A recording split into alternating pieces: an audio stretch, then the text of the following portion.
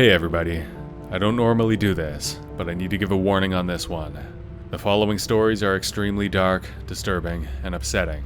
If you're not up for that, then please click away now. Otherwise, on with the stories.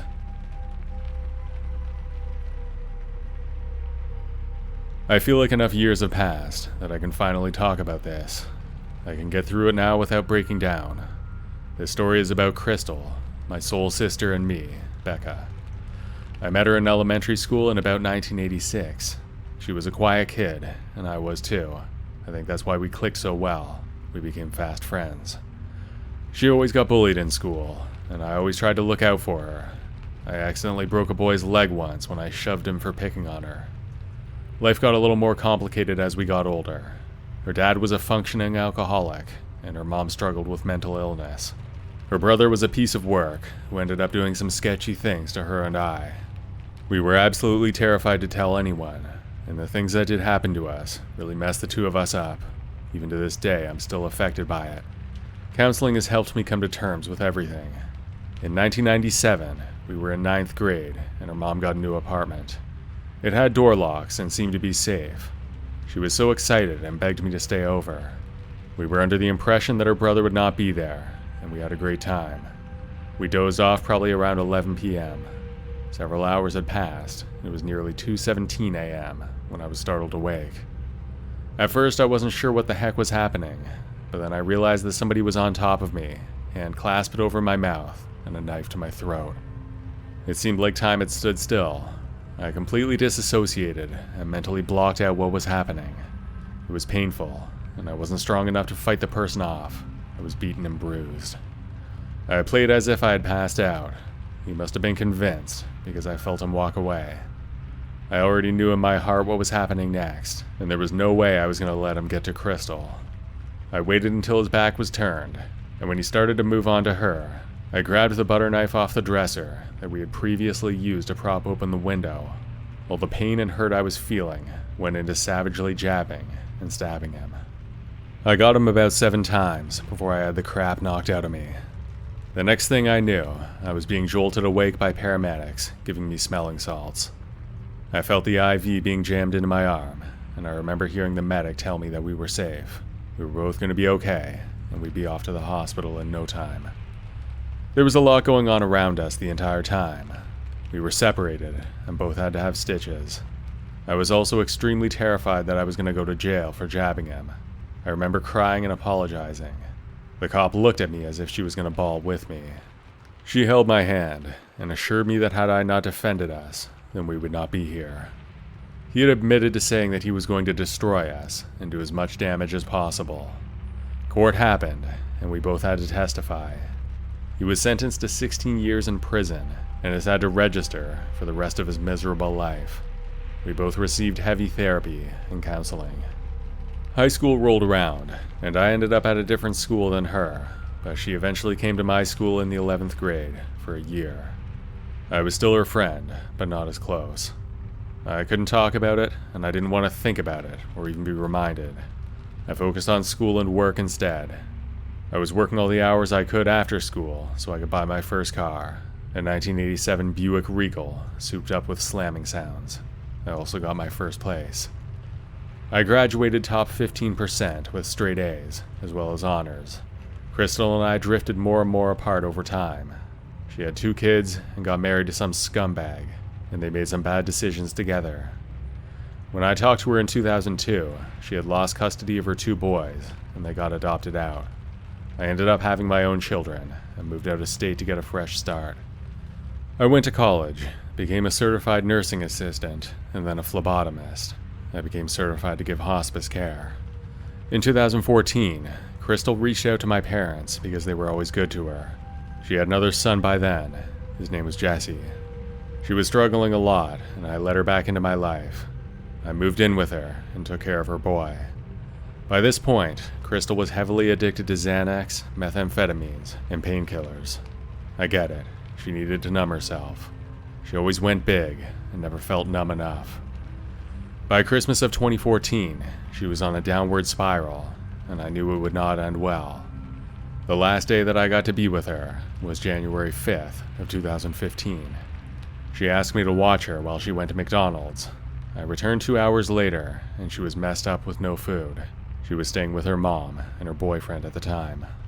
They had previously taken her medication away to give it to her as needed. She could not handle having and controlling that much medication on her own. It was absolutely clear that she was on something when she came back. I later found out that it was oxy and fentanyl. She was snooping around and unfortunately found her medication. She handed me a handful and said bottoms up. I yelled at her and then took the medicine bottle from her. I let her mom know and gave them back the bottles. She wouldn't tell us how many she took, so I kept an eye on her. She got up and was wandering around. I thought she was good.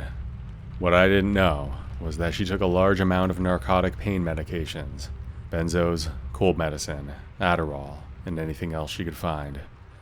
I went to her room to check on her after feeding her son and mine. I heard noises coming from the other side of the door, gurgling, thrashing, and pounding. I slammed open the door and flipped on the light. She was blue-lipped, foaming at the mouth. I went into action. I think I called 911, but passed it off to someone. I tried to clear her airway and sucked out a bunch of foam, which I now know was medicine. I started doing CPR. 5 minutes in, and she was getting bluer. There was no respiration, and I felt her ribs break. I kept on going, but eventually stopped. She went from rigid to limp. I knew I had truly lost my soul sister. I remember being pulled off and being told that I did everything I could. They asked a lot of questions. It was honestly too much for me to process. Her son Jesse ended up going to live with his dad John, who stepped up and is still a close friend to this day. It's obvious that Jesse was really affected by it. I watched his soul get crushed, and there was nothing I could do for him at the time. He ran away from his dad sometime later. I shoot him a message just between us every few weeks to make sure he's okay, make sure he's eating, and make sure he's okay on money. He usually responds, but it never gets any easier for me inside. I hope his life is full and he finds happiness. As for me, I was just staying numb, just working and on autopilot. I finally got my life together. I got off benzos and opiates cold turkey as of May 29th, 2018. I was definitely given a second chance, and I'm extremely grateful. I only wish Crystal could have one too.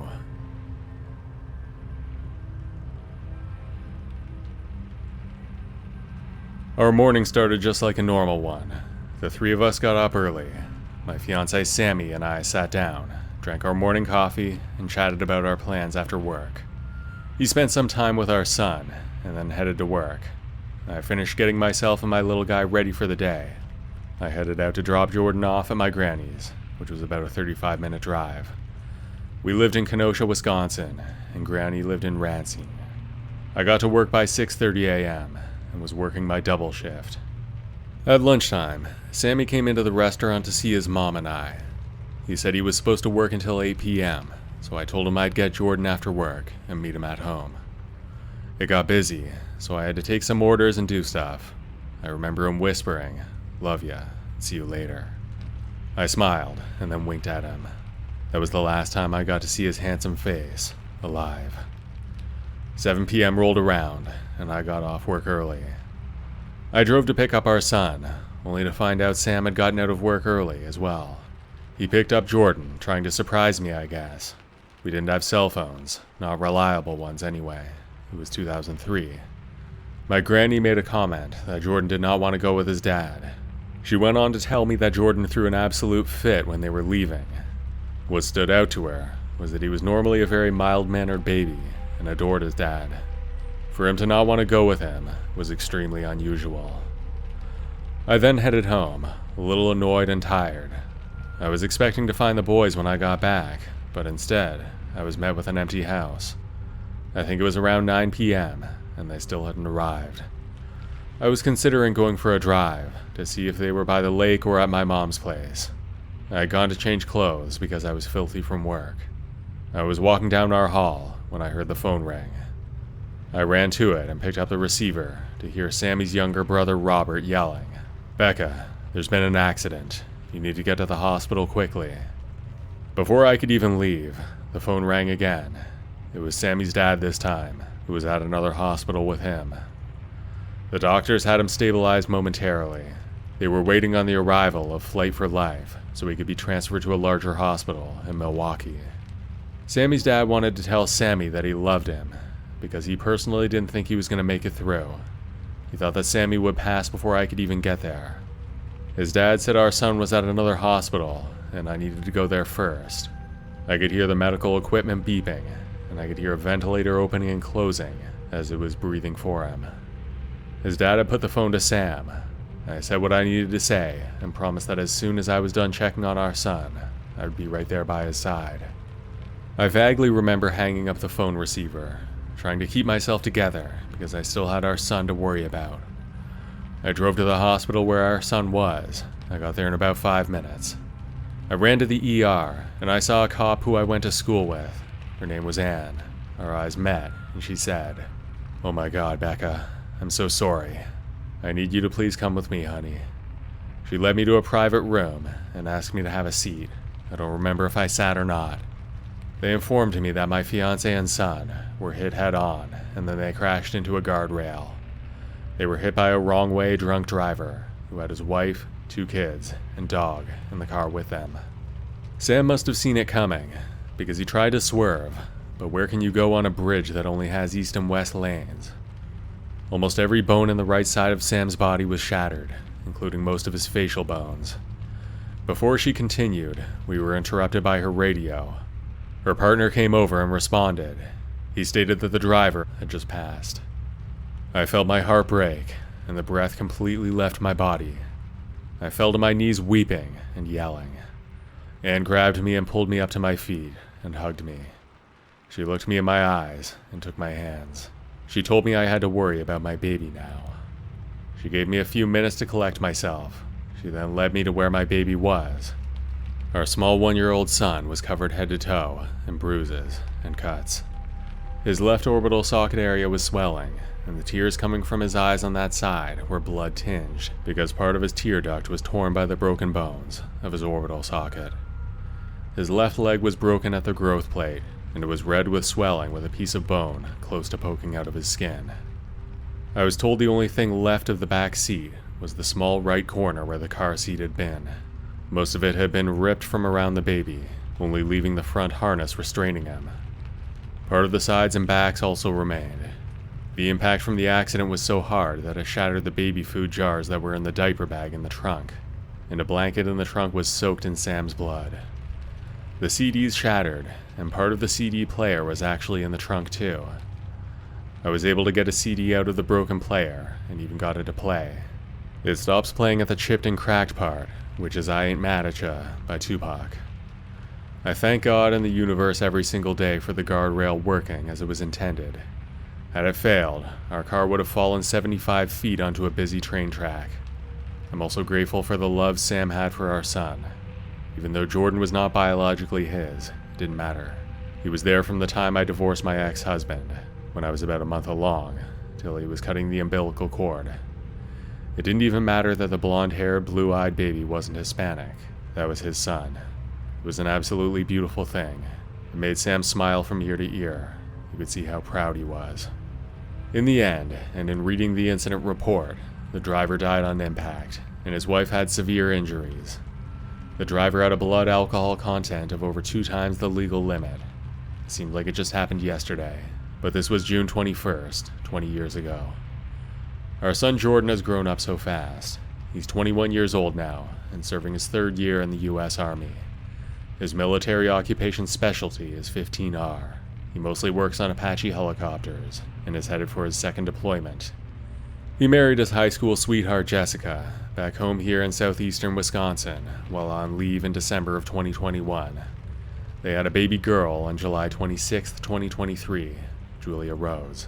She's definitely my little buddy, and I'm really enjoying being a mama. I learned a few important things that night. Always tell your family and partner that you love and appreciate them. Also not to take things for granted, and to always remain humble. Life can change in an instant.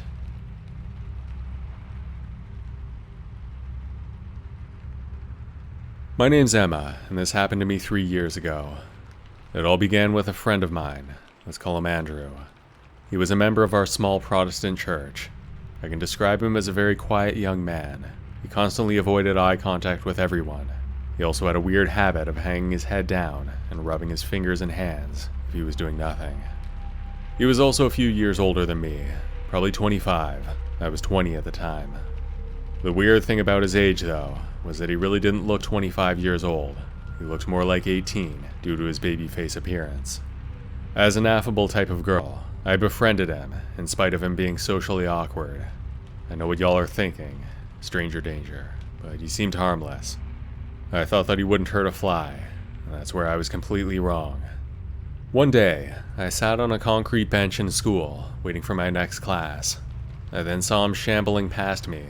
I assumed he was headed to his class. I called out to him, "Hey Andrew, come here, I need to talk to you." He turned his head to mine, and he sheepishly grinned at me, giving me this awkward stare. As I was about to speak to him, I noticed that his face was sweating profusely and getting pale. It seemed as if he was having an anxiety attack. I was really taken aback. "I'm kind of in a rush. I have to get going," he stammered as he stumbled down the hallway. I often saw him in that awkward gait. He walked with his right foot inverted to the right, making him seem really awkward when he moved. When he walked in a crowd on campus, he would hang his head down. When he did lift his head, it seemed like it was going to tilt in the left or right direction, as if his head was really heavy or his neck was weak. Don't get me wrong, I'm not trying to be disrespectful, I'm just describing him. Every time I saw him in school, he appeared as if he was terrified of something. I often saw him walking alone. He also had this really forlorn expression on his face. You know when a child starts to give you those eyes as they're about to cry? It was like that. That's what the expression on his face looked like when he walked in the campus. Every day he went to school, his peers would constantly jeer and gossip about his strange behavior. One day, the bullying began to escalate on him. Sometimes we would have Bible studies where we all tell our personal experiences and struggles with our faith. He would grumble about how miserable his student life was. One day, he talked about killing all those who bullied him by ruthlessly dismembering their bodies, drenched in their own blood. We were absolutely appalled to hear him say that. As the dreaded silence fell upon us, we tried our best to hide our horrified reactions. Of course, we would not want to offend him. That would only antagonize him further, so we were walking on eggshells around him. As the days went by, I gave him emotional support. I felt pity for his misfortune. He had my cell phone number, and we were even friends on Facebook. Whenever I came across him on campus, I would talk to him. We would just talk about random things, but to be completely honest, I never had any feelings for him. I'm not picky, it's just that he definitely was not my type. As our friendship progressed, Andrew kept on asking me personal questions. He also had cell numbers for my friends in our church. He kept sending messages to me and my friends. They were all very unsettling. They were mostly venting about his frustrations and bitterness in life.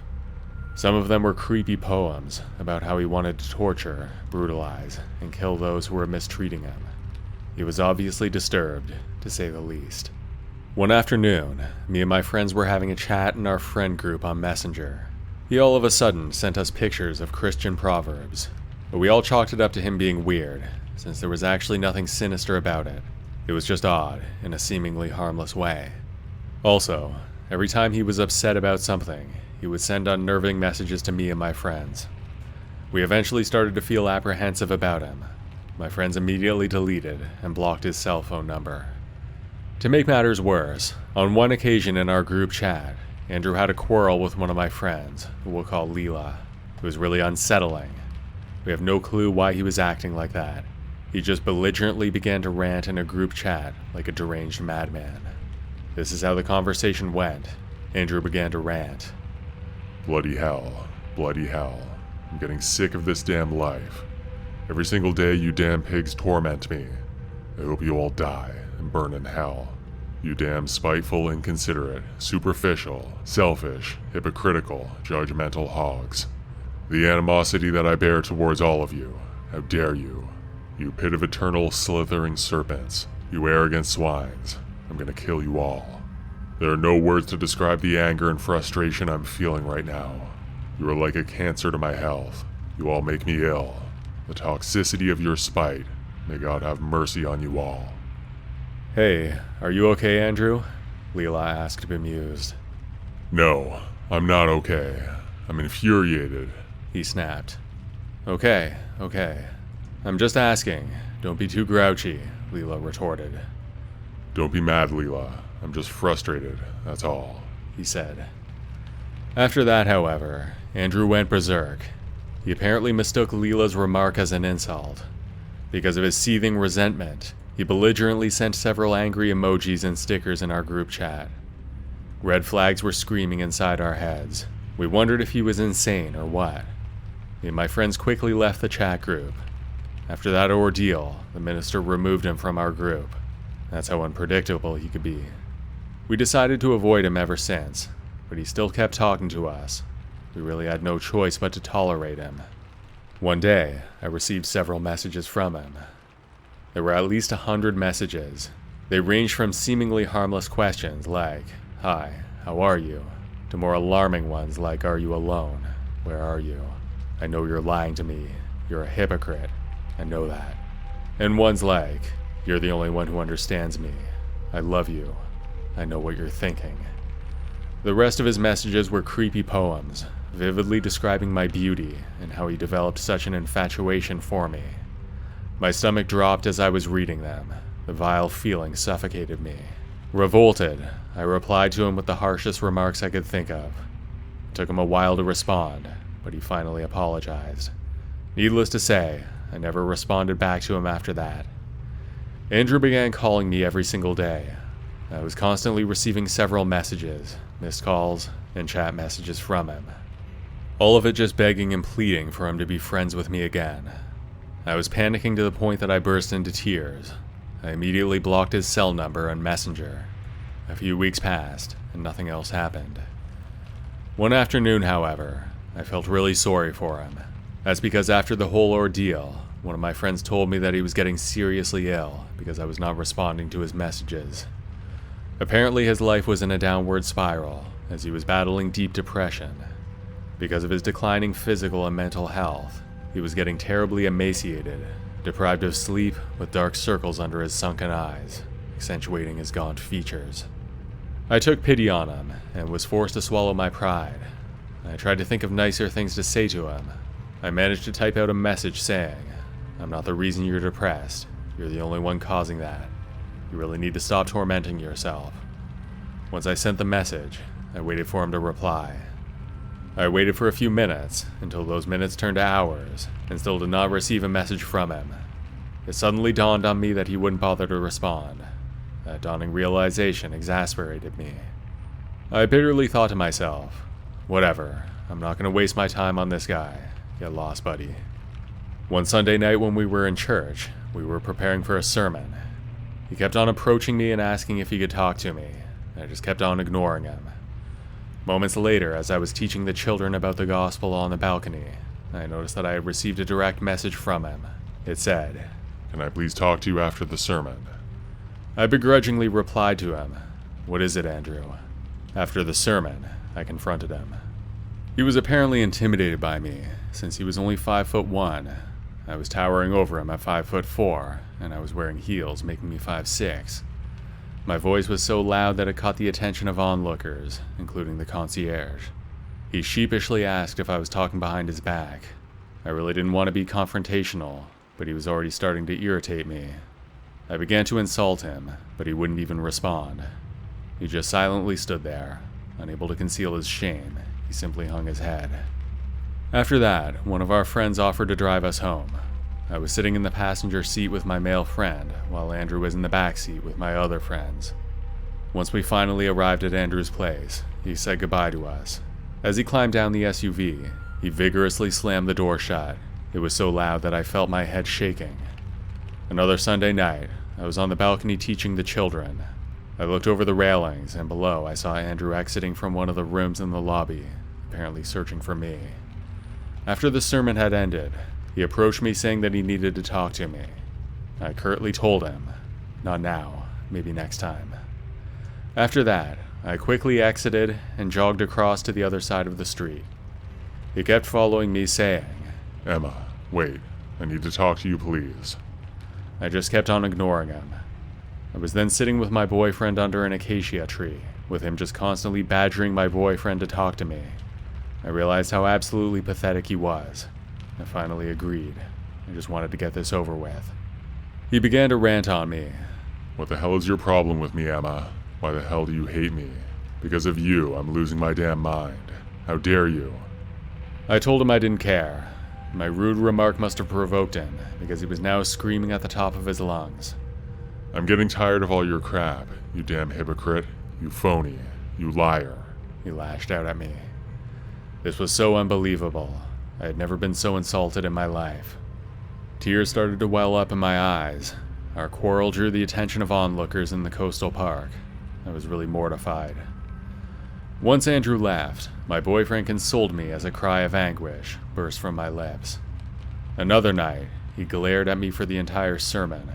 I could feel his sinister gaze boring into my back. When the sermon finally ended, I chatted for a while with one of my friends. After that, I decided to head home.